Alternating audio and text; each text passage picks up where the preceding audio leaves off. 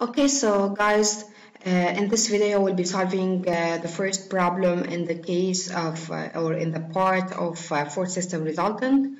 So guys, I will be solving one problem in details and also in two methods, and then I will go over the second problem very quickly. So as I asked you guys, you have to do it by yourself first, think about it thoroughly, and then take a look to the solution. So let's do it. Okay, so guys, this is the problem that we need to solve. I want you to always pay attention to the question because this question can change completely your answer. So for example, if I want to apply what I have learned in the previous videos, I should of course find F resultant and M resultant around, for example, O, and then I should put them here, and this will be my equivalent force. And then if I need more further simplification, I should move this FR so that I will have this MR. So as the first step, I should find FR and MR, and then I should find D. What is D? D is the perpendicular distance from F to O, and then I can put F. So let's say I have found that this is FR, this is the direction of FR, and then the moment, let's say, is equal to a certain value and it is counterclockwise. So what I can do to remove this MR and to move FR with a perpendicular distance D, let's say this is now FR and this is D, so that I will have this MR.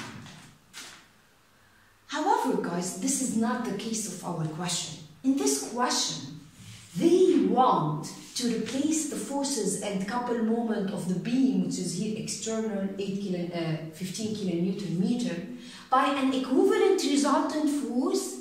And guys, be careful, they want to find where its line of action intersect the beam measured from O. So they don't want guys to find this D here.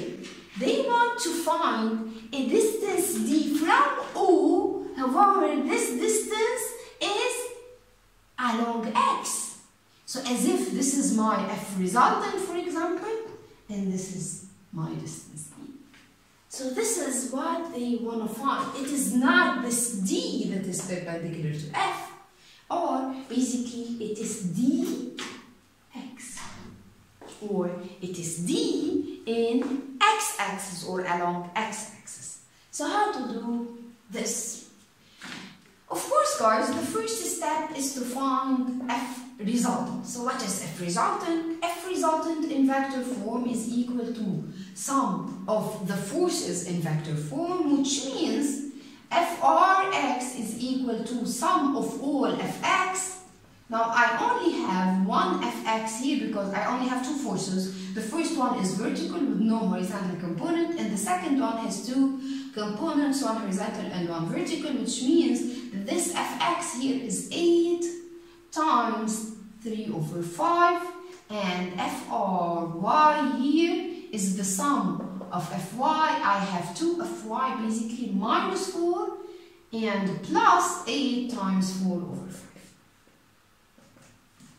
So the first Frx will be equal to 4.8 in the positive x. Of course, the unit here is kilonewton because all my forces are in kilonewton. And Fry will be equal to 2.4 in the positive direction. Okay. So guys, this is Frx and Fry, so I can find F resultant in magnitude because basically I want to draw it. So I should find its magnitude and its direction, which is equal to radical 4.8 squared plus 2.4 squared, and this is equal to 5.37 kilonewton. And then guys, I can find theta, however I should specify this angle theta. So if I assume that this will be Fr, or this is the line of action of Fr that will intersect X, I should specify that theta, let's say, as the angle between Fr and x-axis. And as we said, guys, in chapter 2, you can also define this theta with y-axis. axis, okay? But you have to pay attention to the tangent that you are finding later on, okay? So this theta here means that my theta should be equal to 10 minus 1 fry over frx. If you take theta with y, should be frx over fry. So here fry, which is 2.4 over frx, this will give me about 26.6 degrees, and this is basically my theta. Okay, so now the question is to find this distance right here, dx. How to find dx? Basically, guys, I know that all these forces plus the external moment will do m resultant. So guys, I can find m resultant around O. So m resultant around O will be equal to the sum of all the moments of forces around O, in vector form of course, plus what? Plus this m external in vector form. Okay? Now here you can continue in vector form, or you can only apply any 2D method. Okay? So I will apply the 2D method 4 times d. So basically, guys, this will give me that MRO in magnitude will be equal to 4 times this distance, 1.5. So it is because this is 1.5. So 4 times 1.5.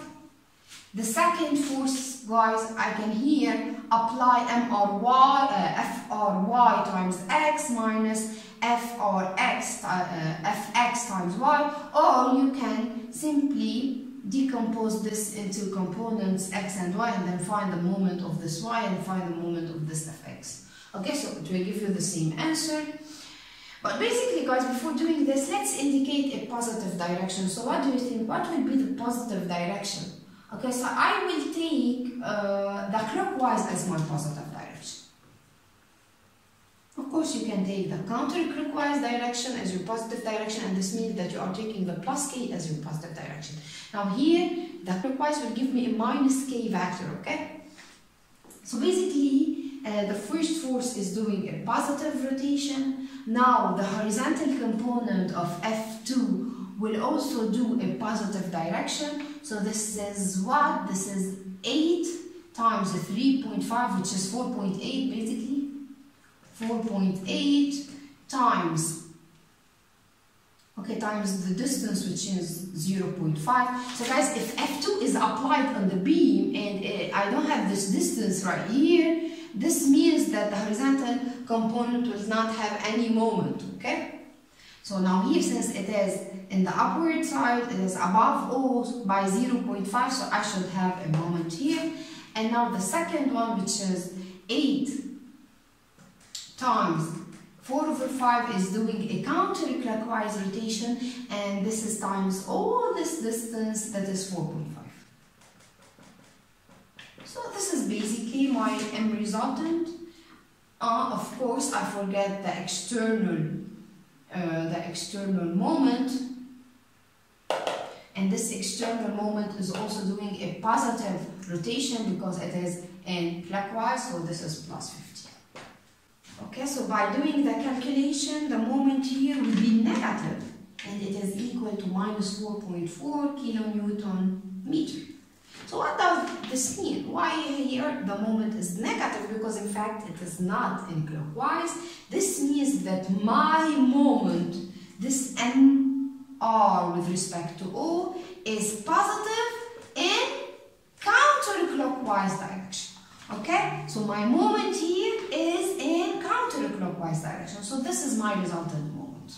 My resultant moment here is in the counterclockwise direction. So guys, how to find dx? I want you guys to remind the main objective. In fact, I should find dx to get rid of mr so that I only have the force resultant. However, guys, I should have the same moment achieved by this force resultant, by this resultant force Fr in rotation rotation around O. So I should have the same effect in rotation, which means this FR should do the same M resultant. So how can I make sure that this FR is doing the same M resultant? Because in fact, this FR times the distance to X, well, I don't want to do this now, but the moment caused by FR on O should be equal to the total moment of the resultant around O, which is basically 5.4 in counterclockwise. So I'm saying, guys, that this moment done by this F resultant around O should be equal to my resultant moment, that is 5.4 in counterclockwise. Which means, guys, my last step is to find the moment achieved by FR around O. What is the moment achieved by FR around O? Basically, guys, if I compose this FR into FRX and FRY, FRX will no longer have any moment because it is passing through O. So I only have FRY, and this FRY is doing this moment. Now what is FRY? FRY is 2.4. This FRY is doing a moment in counterclockwise, and this FRY times this dx that I need to find should be equal to this 5.4. So basically, guys, this 5.4 should be equal to FRY, that is equal to 2.4. So let's write FRY times dx, and this will give me that dx will be equal to 5.4 over 2.4.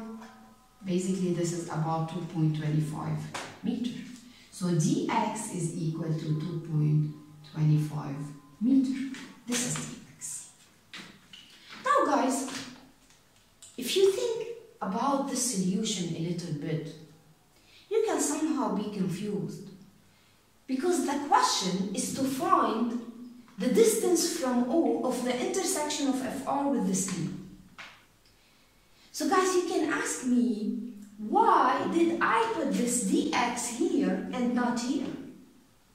So what if my F resultant is on this point here, and this is dx? So dx is at the left of O and not at the right of O. Now this is impossible, guys, because basically if I put FR here, this will do a clockwise rotation, while my answer is in counterclockwise. My resultant moment is in counterclockwise.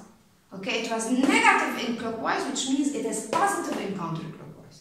While this F resultant here can do a counterclockwise rotation, which is correct. So guys, I have two conditions to be satisfied because the moment is a vector. The first one, they have the same magnitude, and this will be assured by dx, because dx is equal to mr over fx or fy or f. And the second one is the direction. So I should, guys, choose between this one or this one, and of course I will choose this one because this will give me a counterclockwise. Now if you don't want to do this, so if you don't want to enter in this discussion, you can, for example, call this x, and this x here is positive, and then this x and this fr will give me a counterclockwise rotation. Now, if this is not our case and you have a negative x, this means, guys, if you have a negative x, this means that your positive direction is not correct and x will be on the side. Okay? So you can take x as a scalar value, and then your answer will, or then the sign of x will specify where I should put f. So guys, what is very important about this problem is that you should know from the question that I need to find this x and not d or y. Now in the following problem, guys, in the following problem, you should find y. And now in order to find y, you can see, guys, that I should use fx. Okay, so unlike this case, here in order I should use Fy. Now in the following problem, you should use Fx in order to find y. Thank you.